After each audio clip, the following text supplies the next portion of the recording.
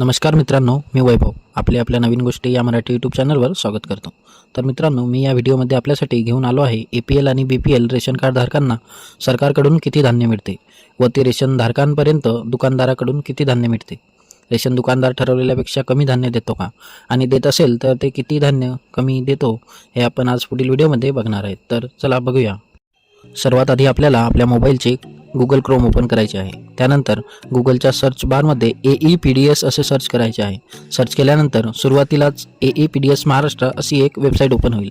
Website open झाल्यानंतर आपल्याला असा काही पिवळ्या रंगाचा डॅशबोर्ड आपल्या समोर येईल। त्यानंतर खाली डाव्या बाजूला रिपोर्ट म्हणून टॅब आहे, त्यात चौथ्या क्रमांकावर RC डिटेल म्हणून एक टॅब येईल। त्यानंतर त्यावर क्लिक केल्यावर आपल्याला धान्य मिळालेला महिना निवडावा।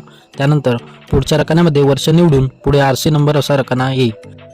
तर मित्रांनो, आता हा नंबर आपल्याला रेशन कार्डवर लिहिलेला असेल किंवा रेशन कार्ड वर नसल्यास आपल्या रेशन दुकानदाराकडून आपण हा नंबर मिळवू शकतो। तर पुढे आपण हा RC नंबर टाकल्यानंतर सबमिट करावे। त्यानंतर आपल्या समोर रेशन कार्डमध्ये असलेल्या सर्व सदस्यांची नावे येतील।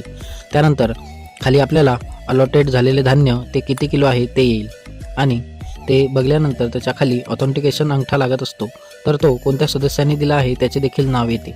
हे झाल्यानंतर त्याखाली आपल्याला रेशन धान्य दुकानदाराकडून किती धान्य मिळाले ते ट्रान्झॅक्शन ऑपरेशन कार्ड या रकान्यामध्ये येते आणि रकान्यात दिलेले धान्य आणि रेशन दुकानदाराने दिलेल्या धान्यामध्ये फरक असेल, आपल्याला कमी धान्य मिळालेले असेल तर आपण वर दिलेल्या टोल फ्री नंबर 1967 या क्रमांकावर फोन करून रेशन दुकानदाराची तक्रार देखील करू शकतो।